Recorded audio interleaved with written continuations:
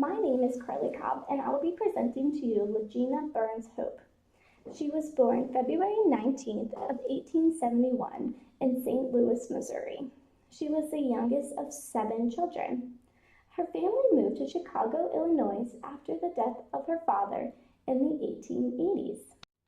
In Chicago, she attended the Chicago Arts Institute. She had to quit so she could work and support her mother. She first became involved in social work at the International Order of King's Daughters. They provided instruction for young working girls and worked with the sick. She got a second job at the Silver Cross Club. Through these 2 jobs, she learned not only how to help people, but also how to advocate for them. This was the start of her social work career and her motivation for change. She was an early 20th century social activist, reformer, and community organizer. She worked for the improvement of the Black communities.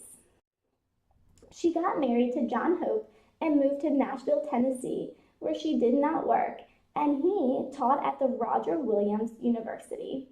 A year later, they moved to Atlanta. They had 2 sons together.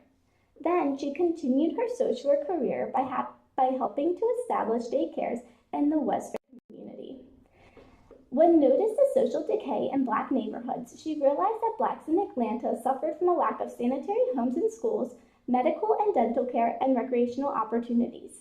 With several other women, she formed the Neighborhood Union in 1908, where she was the board of managers. She oversaw the provision of medical, recreational, employment, and educational services. In Atlanta, there was not one playground or park for Black children. So for the first project, they got the Morehouse College to give up some land for a playground. This was the first success that led to many more. The aim of the Neighborhood Union was to initiate settlement projects to aid underprivileged Black families. It was the first female-run social welfare agency for African Americans in Atlanta. It laid the groundwork for the grassroots component of the civil rights movement. The Neighborhood Union carried out health education campaigns, demanded better conditions at schools, and sponsored arts and recreational activities for youth.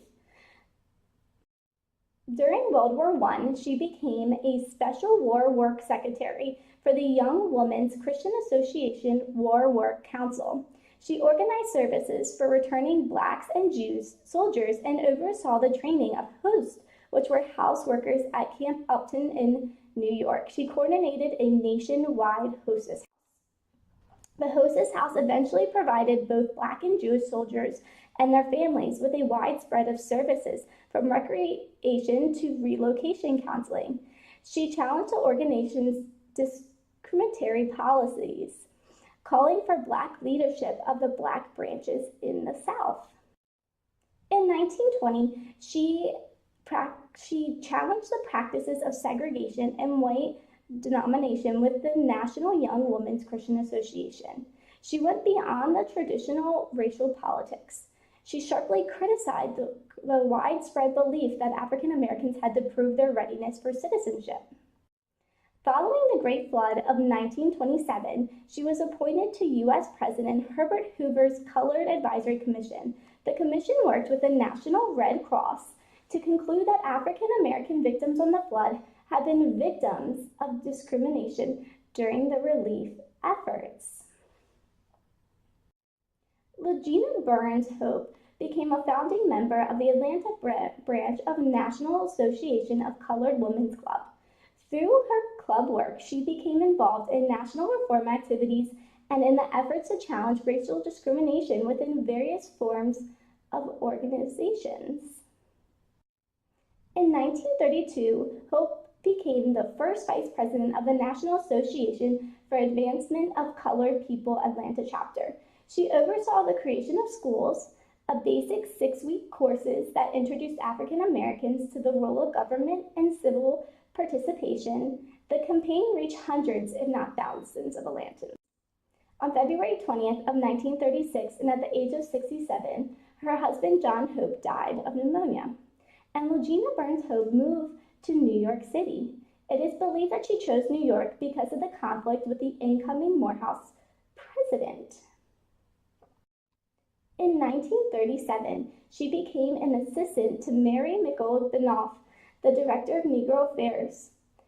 for the National Youth Administration, a New Deal program. She continued to work for the NAACP periodically, visiting its headquarters, which were located in Washington, D.C. Over the course of the career, Hope was actively involved in a number of other organizations, including the Commission of Interracial Cooperation, the National Association of Colored Women's Club, the Association of Southern Women for the Prevention of Lynching, the National Association of Colored Graduate Nurses, and the International Council of Women of Darker Races. Lugenia Burns Hope was very involved in her community, starting at a young age. As shown, she was involved in a lot of organizations that helped the African American community. She made huge strides for the African American community and helped to change America for the better. There came a point where Lugenia just could not be as involved anymore. She would rotate spending a period of time with her nieces and 2 sons. Even though she could not be active in an organization anymore, she still tried to advocate for change by speaking to others and making them aware. She did this until she passed away. She died on August 14th of 1947 in Nashville, and her ashes were released from the tower of the Morehouse College. She was inducted into the Georgia Woman of Achievement in 1996. Today, John and Lugenia Hope's papers are housed in the Robert W. Woodruff Library of the Atlanta University Center. Lugenia Burns Hope is an amazing lady who fought hard for change. She's an inspiration to social workers everywhere. The effort that she put into changing society and helping African Americans should not go unnoticed. Lugenia is a great role model for social workers, and I was very honored to do a presentation on her.